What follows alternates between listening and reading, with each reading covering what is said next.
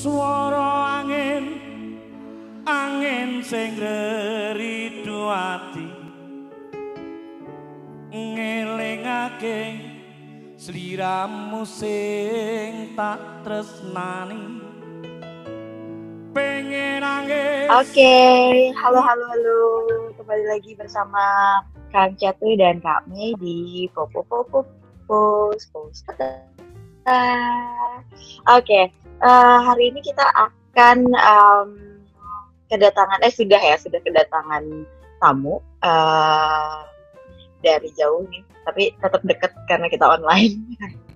Ada Pak Agung Pangarso, beliau adalah Ketua Ikatan Ahli Perencanaan Jawa Tengah dan juga salah seorang pecinta musik dari seorang musisi yang kebetulan sih, karena kemarin tanggal 5 Mei beliau berpulang, yaitu almarhum Mas Didi Kempot. Halo Pak Agung. Halo, assalamualaikum Mbak Mei, Kang Catur. Waalaikumsalam. Sehat Pak? Alhamdulillah, sehat semua ya. Okay. Alhamdulillah sehat semua.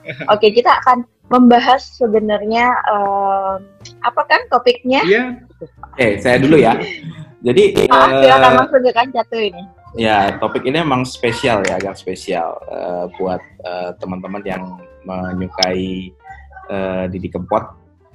Beliau adalah salah satu musisi yang legendaris. Kelahiran tahun 1966 dan baru saja minggu lalu beliau wafat di umur 53 tahun.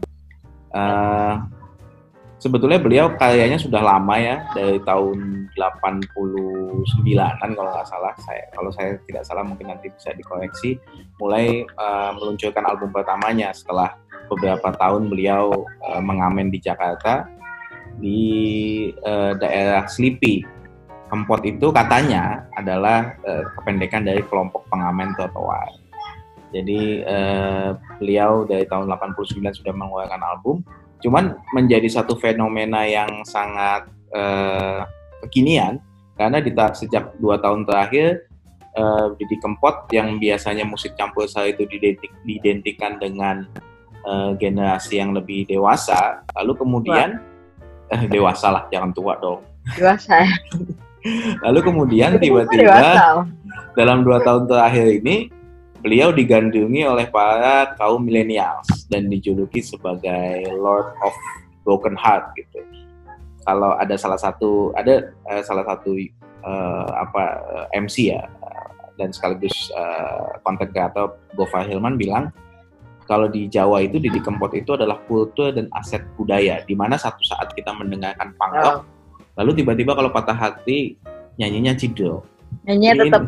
Nah, jadi ini adalah salah satu fenomena di mana seniman lama kemudian dalam tanda kutip repackaging menjadi sesuatu yang baru di era ini. Nah, dan bahkan sempat sebelum awal tahun itu kalau nggak salah beliau itu konser di M Block Space loh, ya kan? Ya. Salah Valentine. Valentine, betul. Yang kita tahu sebenarnya M Block Space itu kan sudah seperti millennials icon gitu kan di Jakarta. Nah, tapi dengan adanya Mas Didi Kempot itu kemarin seperti mengkonfirm lah bahwa ya beliau juga digemari oleh para milenial karena hampir 80% itu yang nonton adalah milenial. Iya, saya juga mau nonton tuh sebetulnya. Tapi kehabisan tiket.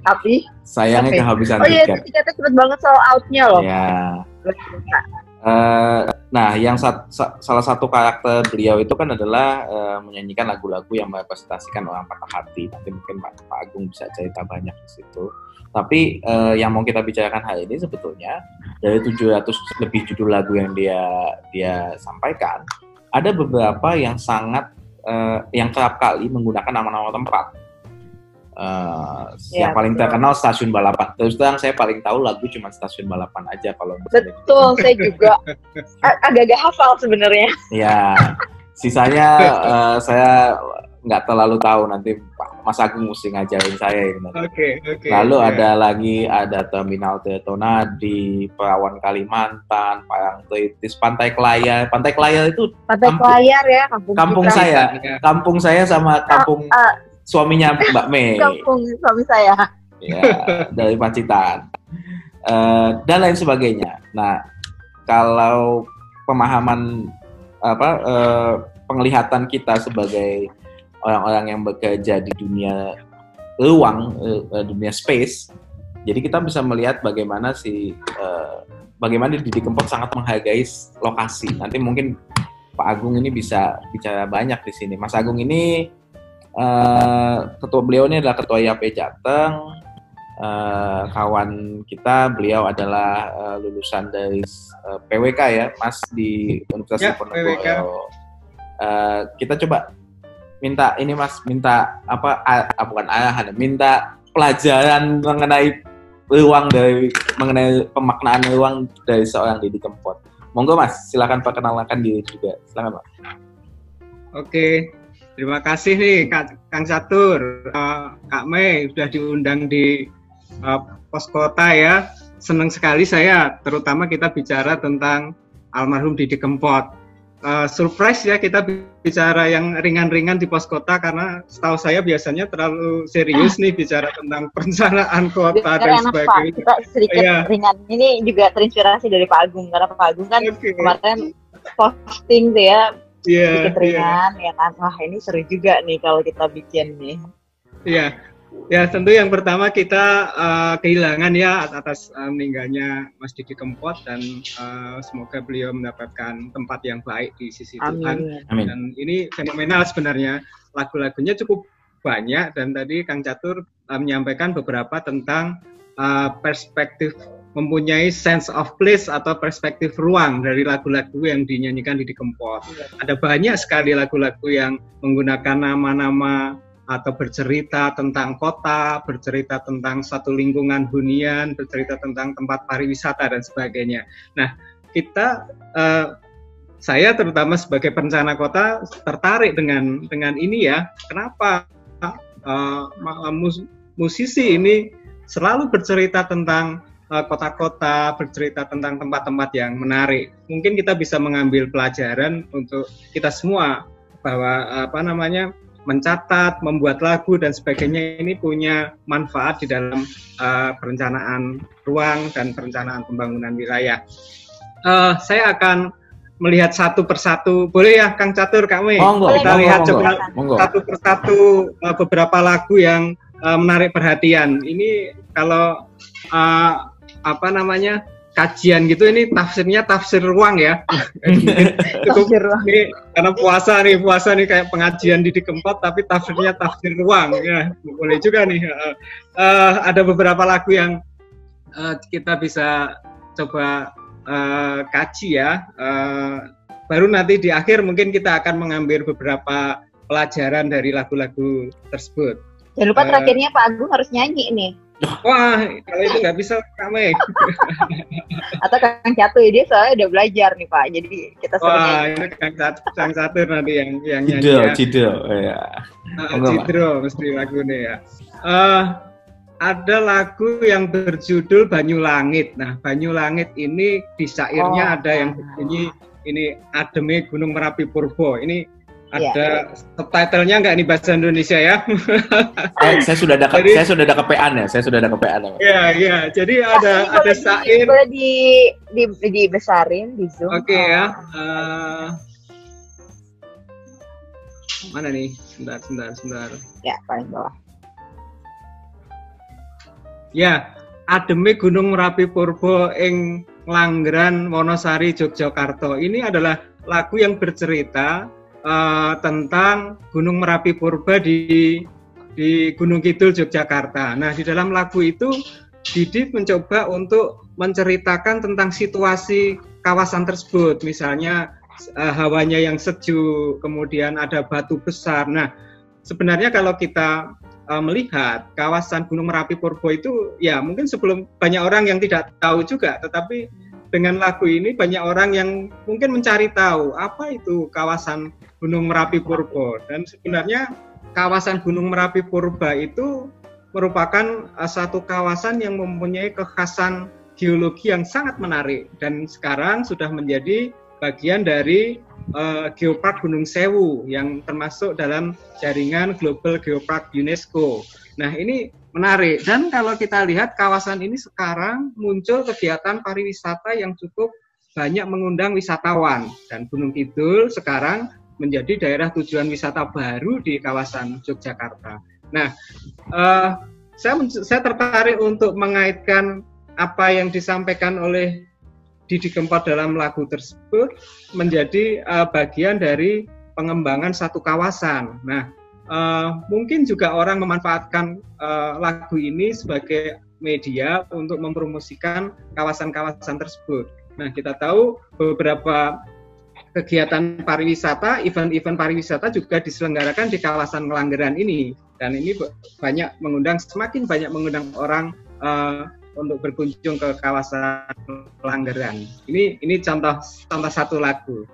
Kemudian lagu yang lain kita bisa melihat tadi Kang Catur sudah menyampaikan ada stasiun balapan dan terminal Tirtonadi. Nah, stasiun balapan dan terminal Tirtonadi ini sebenarnya kalau kita lihat petanya kan lokasinya berdekatan.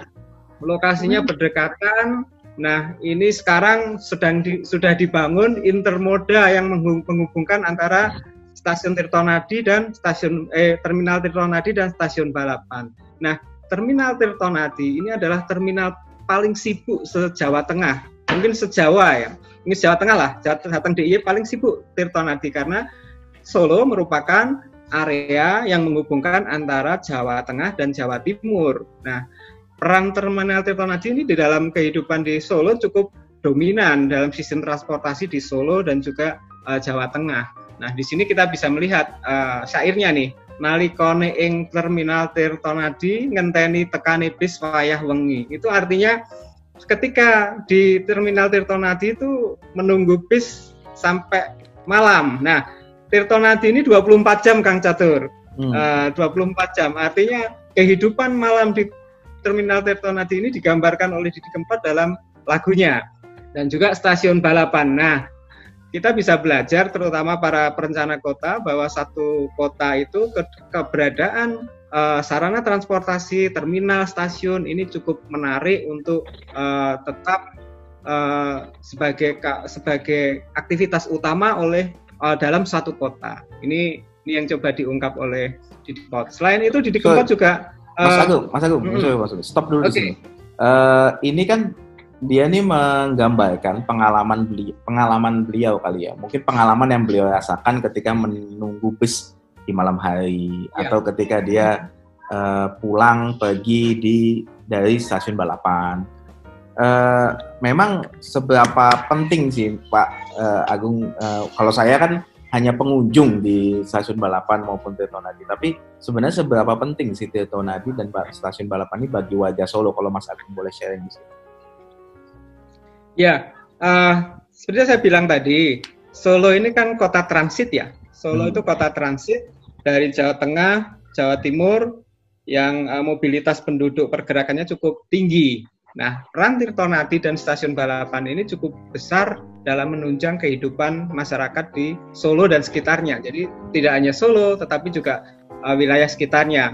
Solo Raya ya, kalau kita sebut biasanya Solo Raya, Boyolali, Sukoharjo, Wonogiri, Karanganyar, Sragen dan sekitarnya. Nah, saya tertarik kenapa Didi Kempot mengambil lokasi tersebut sebagai lagu, karena disitulah sebenarnya orang sangat bergantung kepada fasilitas transportasi di dalam suatu kota. Mungkin dan orang awam banyak menggunakan terminal itu, dan itu menjadi bagi sebagian besar orang mungkin itu bisa menjadi juga menimbulkan kenangan tersendiri dengan lagu yang diciptakan oleh Didi. Karena hampir semua orang Solo pasti pernah pakai Tirtonadi dan Solo Balapan mungkin ya Pak. Iya, betul. Tapi kalau itu stasiunnya lebih ke antar kota ya Pak ya?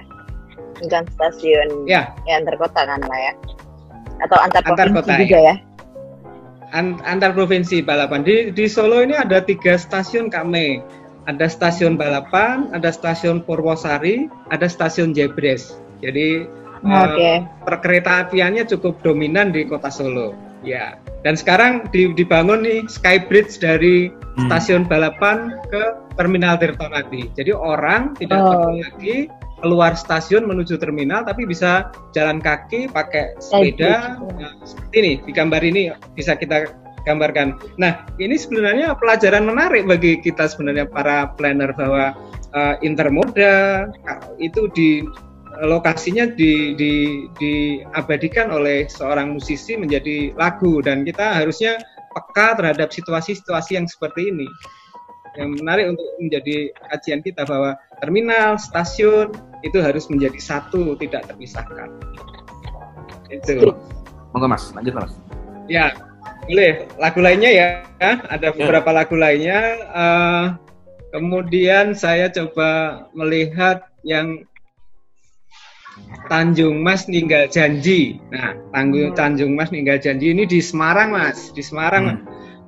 Jadi Tanjung Mas ini juga punya sejarah panjang di dalam kehidupan di Semarang, karena disinilah awal mula perdagangan masuk ke kota Semarang. Nah, kalau kita lihat di gambar ini nih, masih ada mercusuar yang lama ya, yang ini masih berdiri sekarang, dan ini menjadi pelabuhan tradisional di Semarang. Dan di sisi yang lain sekarang sudah dibangun dermaga yang pelabuhan yang modern. Nah, ini juga menarik kita, bahwa Tanjung Mas ini juga diabadikan menjadi sebuah lagu, dan harapannya ke depan peran pelabuhan ini juga bagus dalam mendukung sektor-sektor ekonomi dan pariwisata di Jawa Tengah. Itu yang saya coba tangkap itu pesannya. Kemudian yang lain ada juga lagunya yang lain, ini judulnya tentang Magelang. Dia juga menggambarkan tentang Gunung Tidar. Nah, Gunung Tidar di Magelang itu, nah ini ning kutha Magelang, pager ijo sing nyekseni, Gunung Tidar sing nyekseni, nganti tekan semene, nyatane setya ing janji. Jadi dia mencoba mengungkapkan, disaksikan oleh Gunung Tidar, dia masih tetap setia janji, kan seperti itulah. Pager hijau itu kira-kira apa Mas ya? Itu pager hijau, pager siapa nggak tahu ya. Pager hijau, ini kayaknya mungkin pager hijau tuh mungkin ini kali ya, gunungnya kan hijau gitu ya. Iya. Tadinya jadi jadi dia mengatakan bahwa itu adalah pagar hijau. Mungkin. Iya. Tadinya saya pikir karena ini Magelang, mungkin pagar hijau itu merepresentasikan kan di sana banyak komplek-komplek militer kali ya. Tadinya saya pikir seperti itu. Oh iya, bisa juga. Tafsirnya bisa bermacam-macam nih Kang ya. Tafsirnya banyak. Ya, tapi paling tidak bagi kita bahwa Magelang itu, kalau kita lihat kota Magelang kan, Gunung Tidar itu mungkin ya, ini satu-satunya gunung di dalam kota. Mungkin teman-teman bisa mencari ya, ada nggak gunung di tengah kota? Nah, Gunung Tidar ini di tengah kota di Magelang, dan dia berfungsi sebagai hutan kota, sebagai tempat untuk latihan militer dan sebagainya, dan sekarang juga berfungsi untuk pariwisata.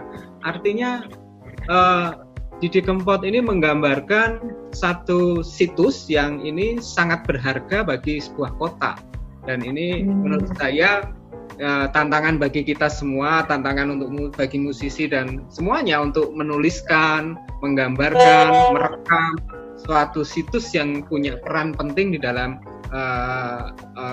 ekologi sebuah kota dan wilayah.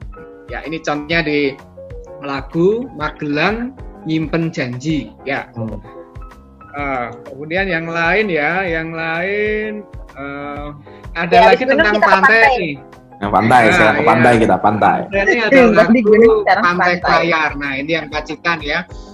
Tentu birune segara kutha Pacitan, Pantai Klayar sing nyimpen 1000 kenangan. Jadi birunya laut kota Pacitan dan Pantai Klayar yang menyimpan 1000 kenangan. Wah, ini keren ya.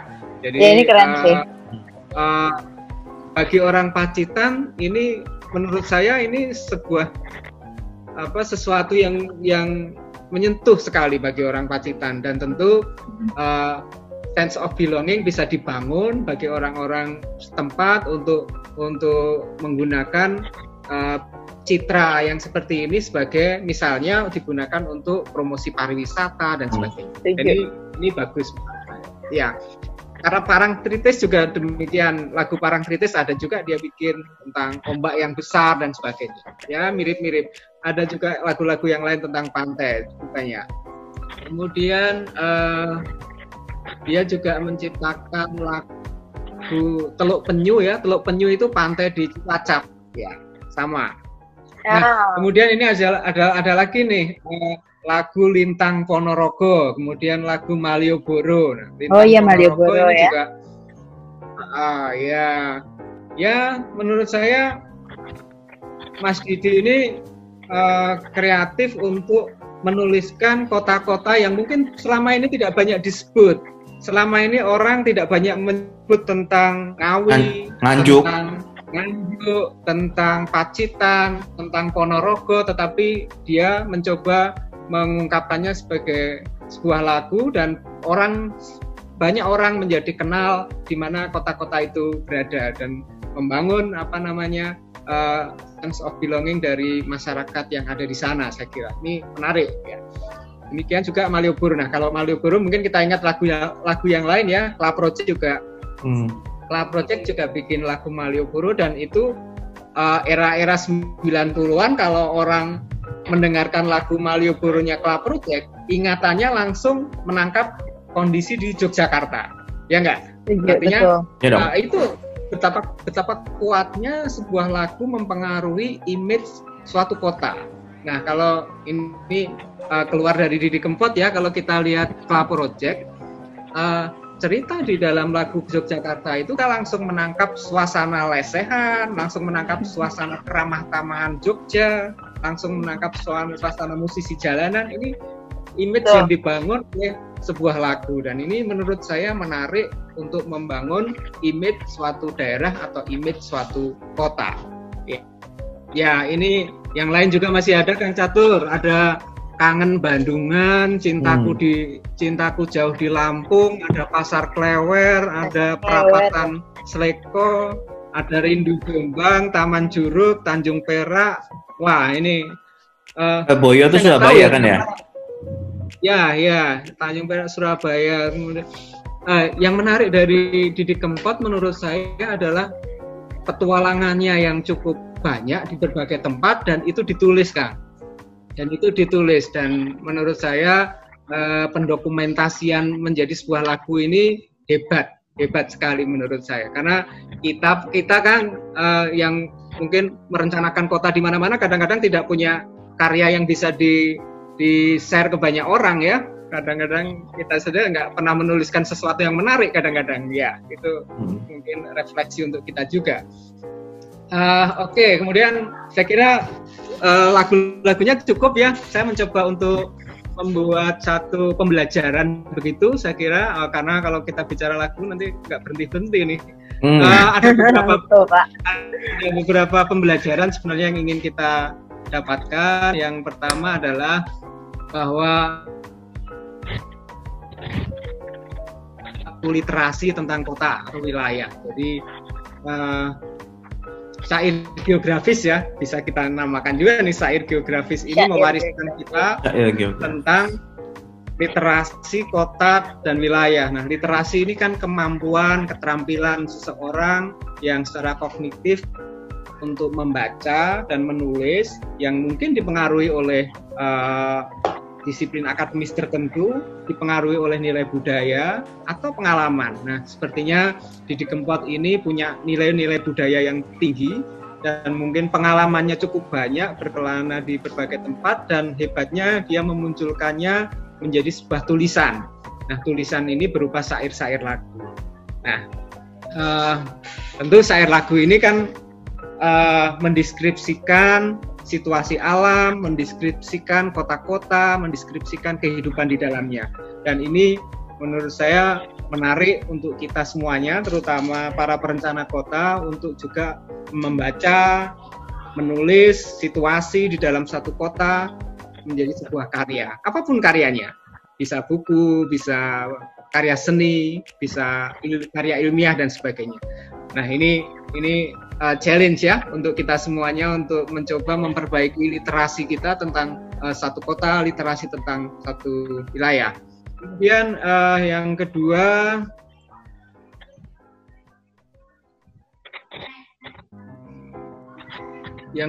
adalah tentang identitas kota ya. Saya tertarik melihat ini dari perspektif identitas kota, bahwa suatu kota, suatu wilayah, identitas itu sangat penting. Dan sebentar ini.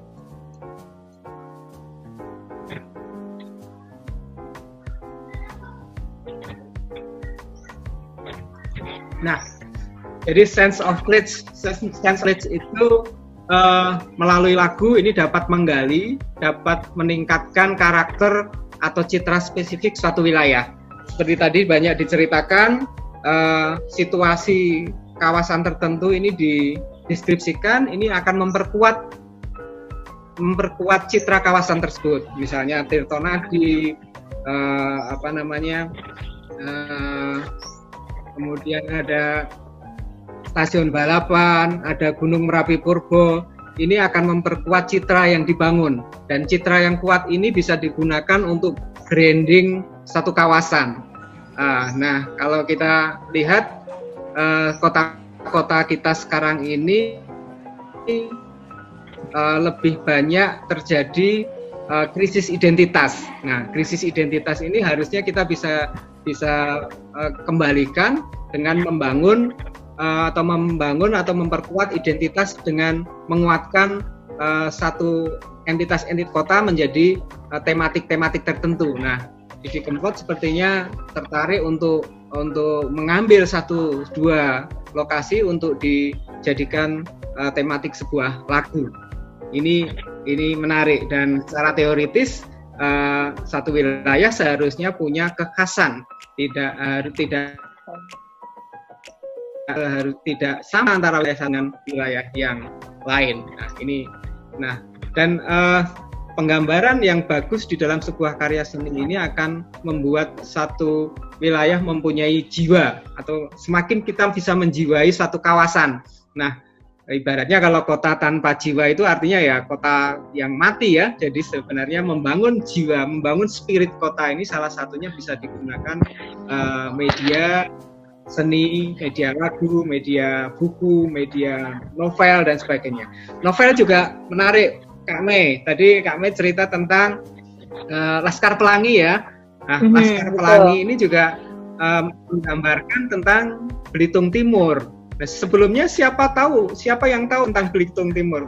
Banyak orang yang tidak tahu Belitung Timur, tapi dengan deskripsi yang bagus di dalam sebuah novel, maka kawasan-kawasan tertentu di Belitung Timur ini bisa muncul di publik ya, dan sekarang bisa banyak orang yang tertarik untuk melihat, untuk menikmati kawasan-kawasan tersebut. Nih, mungkin nanti lain kali bedah novel juga boleh, Kang Catur.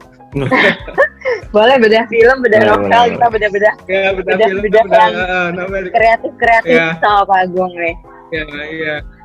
Kemudian terakhir pelajaran terakhir saya melihatnya dari sisi city branding atau city marketing. Nah, city branding atau city marketing. Jadi sense of place itu bisa menguatkan ikatan emosional penduduknya dan meningkatkan sense belonging seperti saya bilang tadi.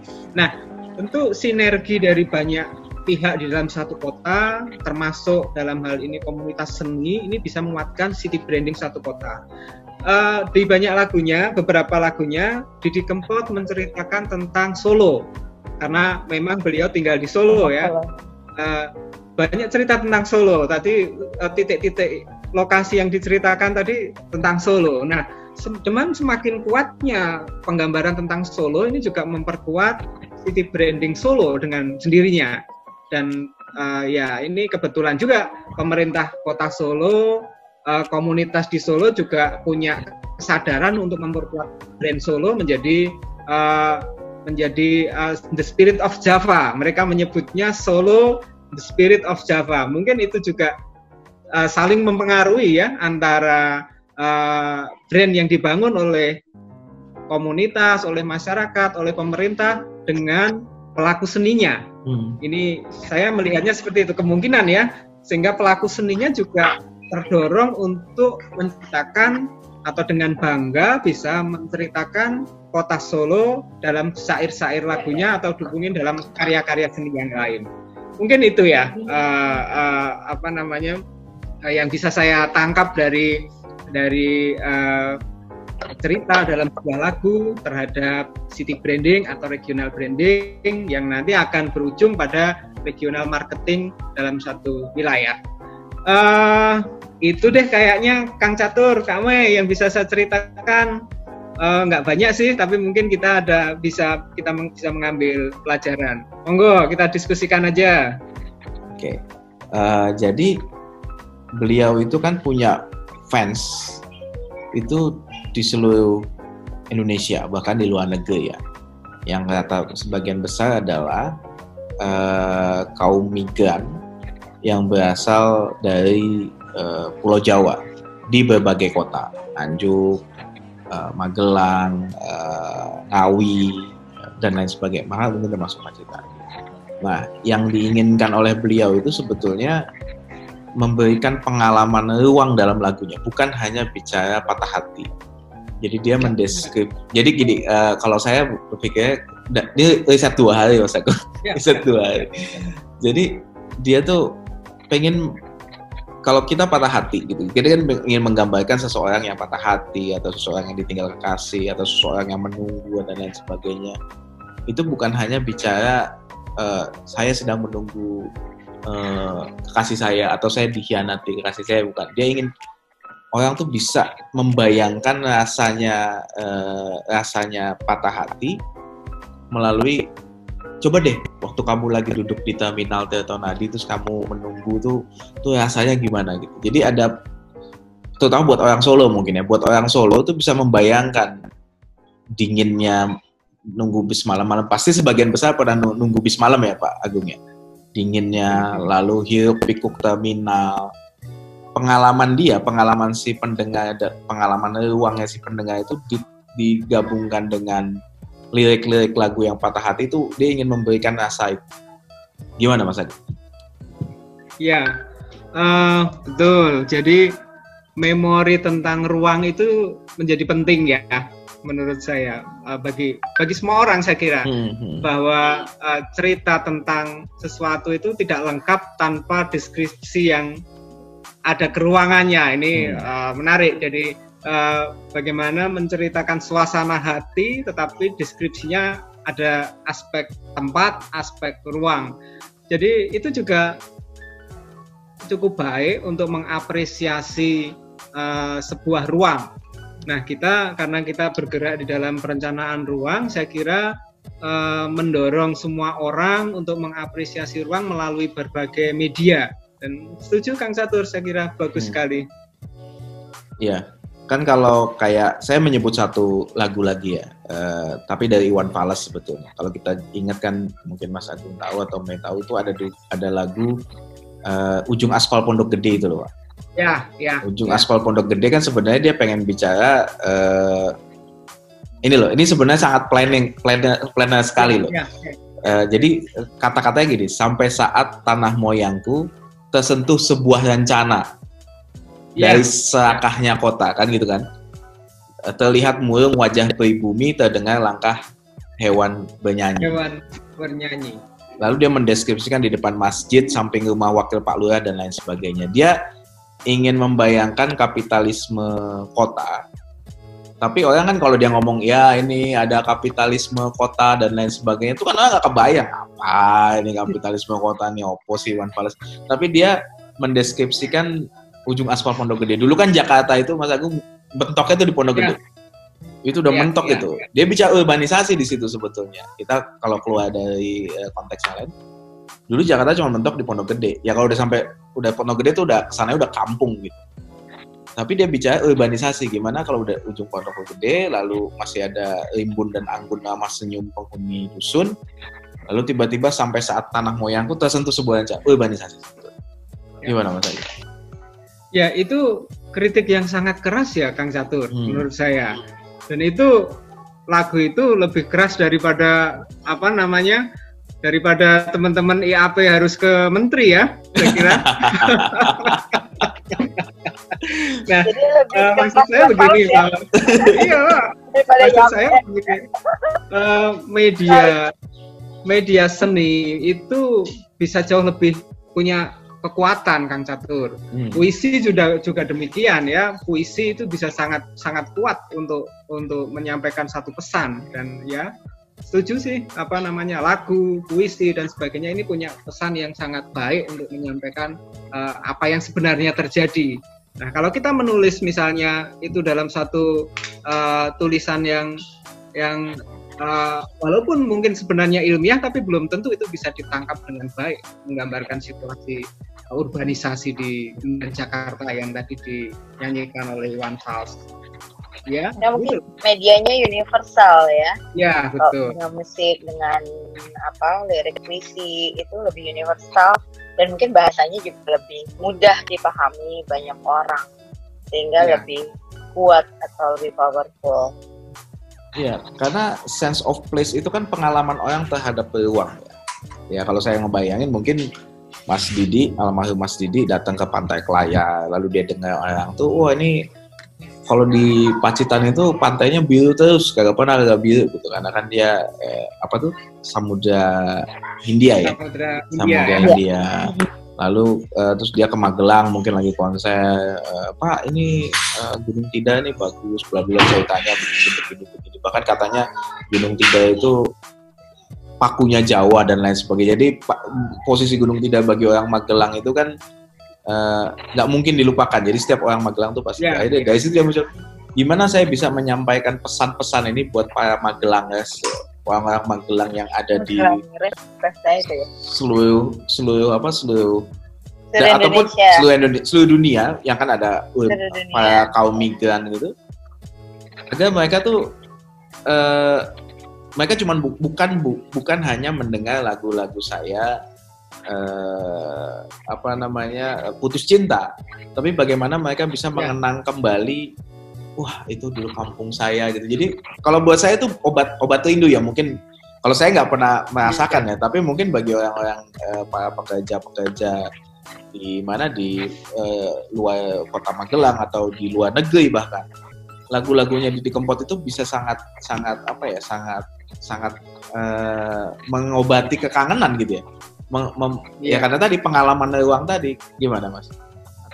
Ya itu memang kembali kalau seni, musik, lagu itu kan universal ya. Jadi memang bagus kita mengangkat satu tempat, satu lokasi, satu wilayah ke dalam media-media yang universal yang banyak orang bisa menikmatinya. Dan itu menjadi memori banyak orang, itu semakin baik, Kang Catur. Ya. Lalu kalau Mas Agung melihat budaya bagaimana Didi Kempot sekarang digandrungi oleh para milenial itu gimana Mas Agung? Opininya? Ya, fenomena ya Kang Catur ya, ini sebuah fenomena kejenuhan mungkin, dia memberikan alternatif yang baru, bahwa lagu-lagu yang seperti itu juga ternyata menarik begitu. Nah, menurut saya Didi Kempot ini harus ini tampil beda Kang Catur. Memang tampil beda itu penting. Jadi dia tampil beda dan dia apa adanya, dan itu yang menjadikan kekuatan daya tarik dia sehingga banyak orang menikmati lagu-lagunya. Itu aja sih sebenarnya. Kang Catur, saya mau tanya sedikit sama Pak Agung. Jadi kan tadi kalau yang aku lihat kan banyak lagu-lagunya itu sebenarnya memberikan tadi ya identitas kota gitu ya, kayak misalnya tadi stasiun balapan gitu ya. Nah, ada nggak hubungannya lagu-lagunya Mas Didi ini mengencourage pemerintah, misalnya Solo Balapan itu kan udah lama banget ya. Dulu tuh saya pernah juga sekali ke sana, ya nggak bagus-bagus banget gitu kan, tapi selalu teringat karena itu lagunya cukup fenomenal dan cukup besar. Mungkin banyak orang yang tahu kalau Didi Kempot itu sudah Didi Kempot sebenarnya stasiun balapan gitu ya. Nah, ada nggak encourage dari lagu ini atau dari lagu-lagu yang lainnya mengencourage government untuk meningkatkan atau memperbaiki tadi misalnya stasiun balapan, terus karena lagu ini tiba-tiba dipercantik supaya orang juga merasakan stasiun balapan seperti ini, relate dengan lagunya gitu, atau misalnya tadi alun-alun Nganjuk gitu ya. Mungkin ya karena setelah Mas Didi Kempot nggak ada gitu ya, mungkin kan kalau saya kemarin baca di berita di entertainment gosip-gosip gitu kan, Mas Didi Kempot ini menyarankan silahkan lagu saya itu dipakai dan dinyanyikan kembali gitu bahkan oleh milenial gitu ya. Cita-cita dia sebenarnya itu lagu-lagu dia yang kurang lebih 600 sampai 800 lagu itu bisa dinyanyikan kembali gitu sama milenial. Itu cita-cita dia. Nah, mungkin aja ini juga bisa mengencourage bahwa milenial bisa menyanyikan lagu ini dan kemudian mengencourage government untuk memperbaiki ya itu beberapa identitas kota yang sudah disebutkan oleh si gimana Mas? Kalau yang soal balapan gimana? Ya, betul. Memang lagu ini seharusnya mengencourage kita semua ya, tidak hanya government ya, artinya semua orang harus lebih peduli lagi terhadap tempat-tempat yang sudah dicatat oleh Didi dan dinyanyikan menjadi syair lagu seperti ini. Seharusnya kita semua aware terhadap situs-situs, terhadap lokasi-lokasi yang menjadi syair-syair yang menarik ini, dan tentu kita bisa masuk kepada pengelolaan kota yang baik untuk kawasan-kawasan tersebut. Kalau kita lihat tadi banyak disebut tentang transportasi. Ya, transportasi betul. Cukup banyak ya, dari pelabuhan, terminal, stasiun. Nah, seharusnya kita juga memberikan kepedulian yang tinggi terhadap pelayanan transportasi publik bagi masyarakat.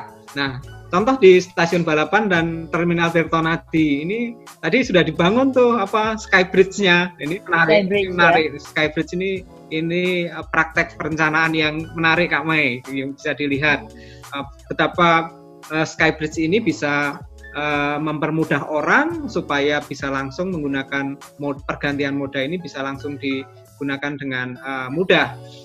Kemudian ada banyak juga yang disebutkan tadi tentang ruang terbuka ya, alun-alun. Kemudian Gunung Tidar, tentang keseimbangan ekologi ya, kalau ada kawasan-kawasan lindungnya. Kemudian dia juga menyanyikan tentang Cemoro Sewu di Gunung Lawu ya, antara Karanganyar ke Magetan itu lewat Tawangmangu, Cemoro Sewu, kemudian ada juga Sarangan, Telaga Sarangan. Nah, ini adalah situs-situs yang secara ekologi punya kepentingan yang harus dilestarikan dalam jangka panjang. Demikian juga beberapa dia menyebut tempat pariwisata Kak Mei. Jadi ada Pantai Klayar, ada Parangtritis, ada Teluk Penyu. Nah, ini juga mengencourage semua orang, terutama pemerintah, untuk membangun satu kawasan pariwisata yang sustain begitu, yang juga bisa dinikmati banyak orang. Seharusnya kita semua bisa mengambil pelajaran ya. Sayang kalau kita tidak bisa mengambil pelajaran apa yang sudah disampaikan oleh orang yang punya kepedulian terhadap satu tempat-tempat, satu situs-situs yang sangat baik. Nah, satu lagi yang menarik yang tadi Gunung Api Purbo, Gunung Merapi Purbo itu situs cagar alam ya, cagar budaya yang masuk UNESCO, jaringan UNESCO, Geopark UNESCO. Ini penting, sangat penting untuk kita. Itu sudah sejak lama ya Pak? Maksudnya apakah sesudah Mas Didi menciptakan lagu itu atau sebelumnya juga memang sudah jadi UNESCO? Saya nggak tahu duluan yang mana ya, tetapi memang kebetulan booming pariwisata di Gunung Kidul itu beberapa tahun terakhir. Kita tahu ada banyak pantai di Gunung Kidul, kemudian ada juga Gua Pindul dan sebagainya. Itu di kawasan sekitar situ juga, semua di kawasan Geopark Gunung Sewu. Nah, ini yang menarik, apakah kebetulan pariwisatanya maju, Didi membuat lagu tentang itu, ataukah Didi membuat lagu tentang itu baru pariwisatanya maju. Kemudian Tetapi kita pariwisatanya maju. melihatnya dua-duanya ini punya keinginan yang besar untuk melindungi kawasan Geopark Gunung Sewu dan kawasan mendorong pertumbuhan ekonomi melalui pariwisata di Gunung Kidul. Gunung Kidul cukup menarik menjadi kajian pariwisata, Kak Mai. Ya. Tapi kan jadi kita tahu ya bahwa ada Gunung Purba di sana. Mungkin yang tahu kan nggak banyak gitu. Tapi dengan lagunya Mas Didi itu bisa bahwa ada Gunung Purba, ada Wonosari. Orang kan tahu Gunung Kidul tapi nggak tahu bahwa ada Wonosari di sana. Atau malah kebaliknya, orang tahu Wonosari dan Gunung Kidul tuh. Wonosari dan Gunung Kidul itu dianggap dua tempat yang berbeda. Kadang-kadang orang berbeda, padahal sama ya. Jadi, itu menurut saya memang sangat ini sih. Kalau saya memaknainya itu sangat personal memang setiap lagu dibuat. Pasti beliau sudah pernah datang ke sana dan dia ingin mentransfer pengalaman ruang dia, space experience dia kepada pendengar-pendengarnya. Bukan hanya bicara tanpa sadar. Atau mungkin dengan sadar. Atau mungkin dia sudah mungkin dia sudah punya pemahaman tentang ruang di lebih daripada kita yang melakukan rekayasa ruang. Jadi dia ingin memberikan pengalaman ruang itu kepada para pendengarnya, bukan hanya bicara patah hati, ditinggal pacar, ditinggal istri, atau perpisahan, tapi dia juga melihat jadi apa ya, kalau tadi kita bicara di Solo balapan lalu atau kita bicara perpisahan di terminal itu kan akan lebih dibanding kalau kita ditinggal pacar di mall, tapi ketika ditinggal pacar di terminal dalam konteks perpisahan itu kan semua orang pasti pernah mengalami berpisah dengan keluarga di terminal ya. Dia ingin memberikan apa ya, pengalaman ruang perpisahan itu kalau menurut saya. Ya, dan menariknya sih kalau menurut saya juga sebenarnya Mas Didi ini dia ya seperti membuat list gitu ya Pak ya, memanifestasikan aset-aset kota-kota di Jawa ini yang memang punya ya sangat vital gitu ya. Tadi kayak Gunung Tidar gitu kan, Pantai Klayan, mungkin saya rasa juga Pantai Klayan waktu pas Mas Didi nyanyiin itu belum terkenal seperti saat ini gitu ya, belum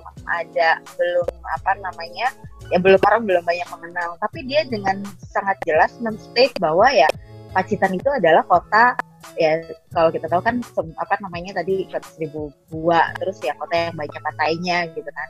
Ya, identitas itu dimunculkan oleh beliau untuk men-state bahwa ini loh identitas kota di Jawa lah ya, karena kayaknya kalau dia lebih banyak memblow up-nya itu untuk kota-kota di Jawa gitu. Sehingga sebenarnya kalau kita mau belajar mengenai identitas kota di Jawa ya nggak usah susah gitu.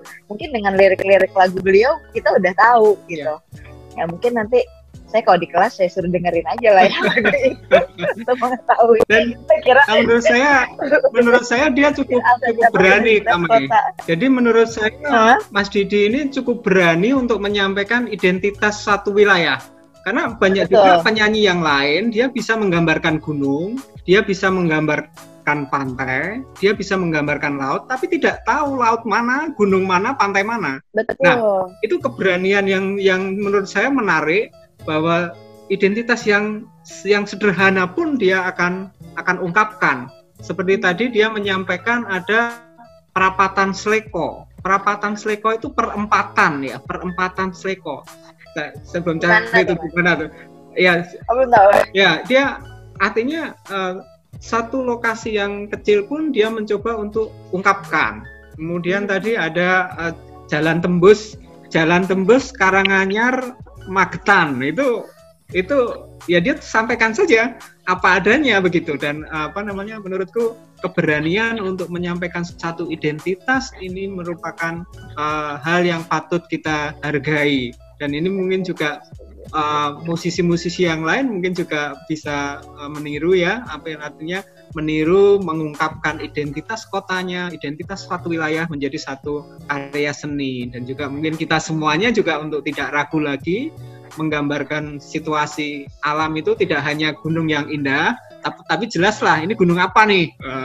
Tidak hanya pantai yang indah, tapi jelas nih pantai apa. Tidak hanya tempat yang menarik, tapi sudah clear dia sebutkan identitas yang cukup jelas. Itu kayaknya Kak Mai. Sorry, betul. Dan nggak banyak. Sedikit lagi kan. Dan nggak banyak musisi atau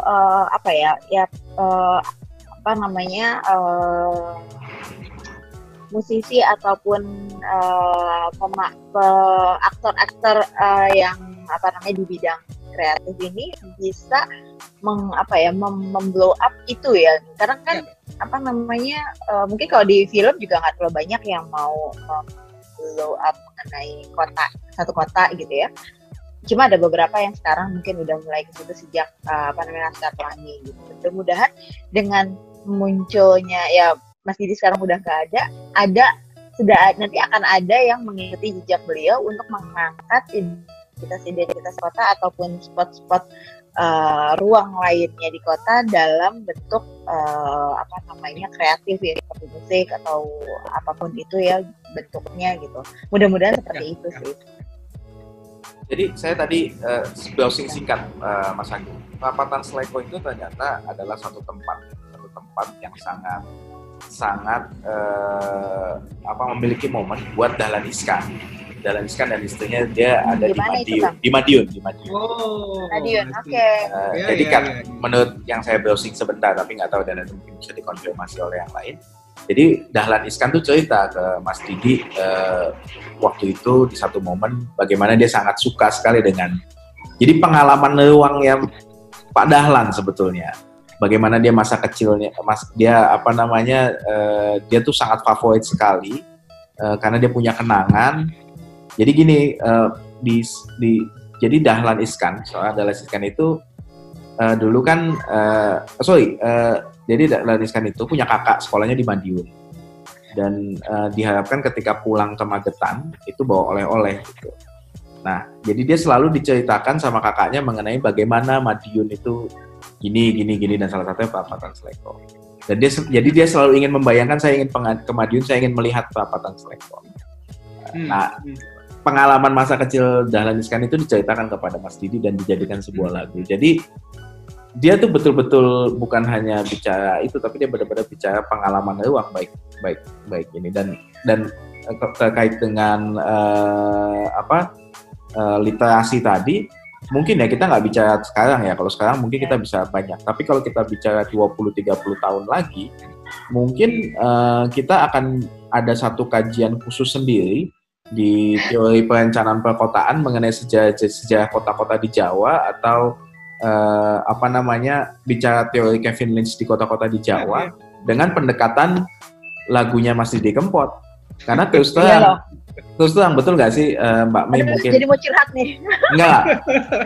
Mbak Mei yang akademisi gitu. Kita kan literasi kita mengenai kota-kota di Indonesia sangat kurang. Buruk banget gitu loh. Sangat kurang, betul. Betul. Ada yang hilang di antara misalnya kayak sebenarnya Semarang sebelum jadi sekarang tuh apa, itu kan nggak ada gitu. Kita cuma tahu sekarang udah jadi pelabuhan dari dulu ya, tapi dari mana dia bermulai, origin yang kita tahu cuma lainnya Semarang pasca kolonialisme, kota-kota Indonesia pasca kolonialisme. Before itu kita nggak ada yang tahu. Betul. Ya, bahkan sebenarnya saya tertarik waktu itu pernah pengen punya program IAP itu pernah saya pengen banget gitu ya, bisa bikin program jejak kota karena jadi kota-kota kita kan saling terkait sebenarnya satu sama lain gitu ya. Pengen tahu gimana sih kota-kota ini tiba-tiba ya sampai sekarang tadi yang yang Kang Cati cerita, pengen tahu gitu ya sebelum kota ini jadi itu sebenarnya apa sih yang bisa kita pelajari gitu, yang bisa karena sebenarnya kita harus tahu dulu dari situ sebelum akhirnya kita bisa merencanakan sampai jauh ke depan gitu ya. Bukan berarti sebenarnya kita stuck pada hal-hal yang dulu gitu ya. Tapi itu kita pakai sebagai salah satu key of success untuk kedepannya gitu.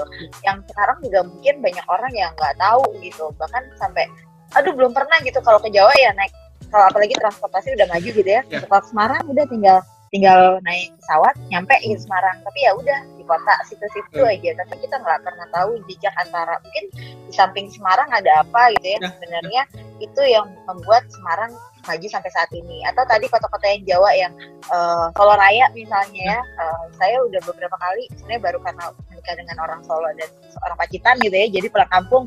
Kalau dulu nggak pernah pulang kampung jadi waktu pas pulang kampung baru merasakan bahwa oh iya ya, nih kota-kota di Jawa nih vibe-nya bukan arti vibe metropolitan gitu ya, tapi vibes historical vibe-nya tuh sangat kuat sekali gitu ya. Yang sebenarnya banyak mungkin saya nggak tahu kalau teman-teman planners di Jawa sendiri ya mungkin udah tahu, tapi kalau yang di Jakarta, di Jabodetabek gitu ya, mungkin udah hilang gitu, nggak ngerti sama sekali. Nah itu saya sebenarnya pengen mengajak teman-teman Jabodetabek, terutama yang planners gitu ya, untuk kita bikin program yuk jejak Jawa gitu ya, pengen banget gitu ya. Nanti mungkin bisa kerjasama juga sama IAP Jateng. Oke, iya. Kalau ngomong-ngomong sejarah nih, ada lagu juga yang menceritakan tentang kota lama Bengawan Solo. Bengawan Solo itu deskripsinya lebih lengkap lagi Kang Catur. Ada itu perahu, riwayatmu dulu kaum pedagang selalu naik itu perahu, itu artinya perdagangan di Solo itu ya bermula dari Bengawan Solo. Iya, coba kita lihat syair Bengawan Solo, ada kaum pedagang yang naik perahu dan sebagainya. Artinya itu bisa kita lihat situasi sekarang posisinya di mana nih. Dulu pedagang harus menaik perahu itu Solo sebelah mana dan sebagainya. Kita bisa banyak explore lagi. Kemudian ada satu lagi kota yang ada yang dideskripsikan lewat lagu, Jembatan Merah di Surabaya.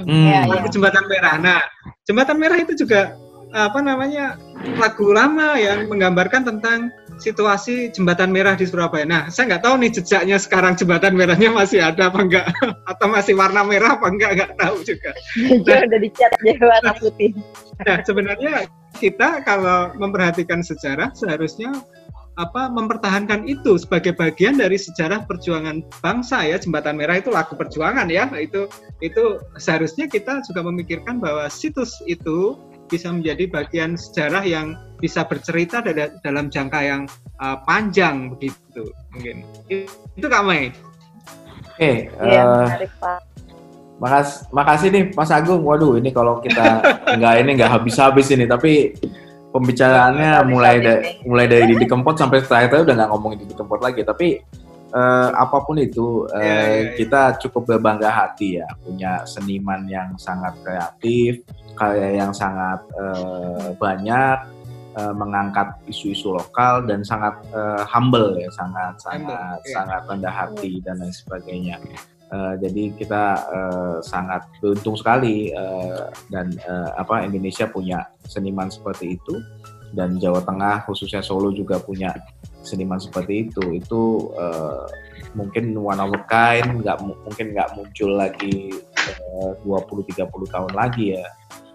Dan kita bagaimana melihat pemaknaan peluang beliau yang sangat melek sekali terhadap peluang, lalu ditransformasikan dalam lagu-lagu yang khas beliau, Patah Hati, Perpisahan dan lain sebagainya.